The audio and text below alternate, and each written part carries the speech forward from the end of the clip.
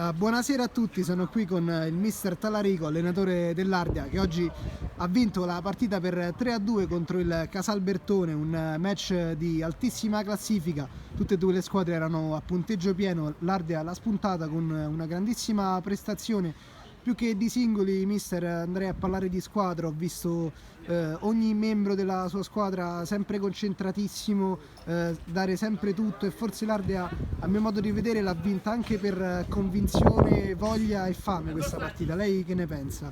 Sì, chiaramente questi attributi che dice lei devono far parte di ogni partita. Oggi c'è stata anche la concentrazione sia tattica che di testa.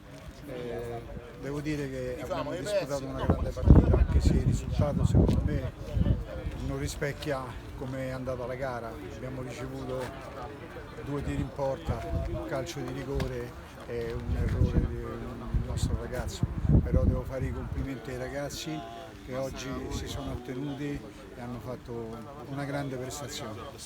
E le volevo chiedere, molto spesso quando si parla dell'Ardea viene in mente Covelluzzi, Mrak, che sono quelli che hanno segnato anche più gol. Oggi io invece ho visto una grandissima partita anche da parte di Caltagirone, Rodriguez, anche i ragazzi che sono subentrati, devo dire.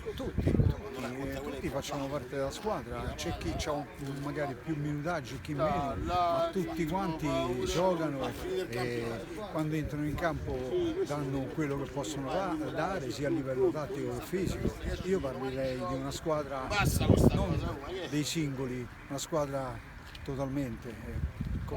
Complimenti ai ragazzi e li ringrazio di cuore perché hanno fatto una grande prestazione. Va bene, grazie mille, complimenti per la vittoria e in bocca al lupo per il resto del tempo. Grazie a voi, arrivederci.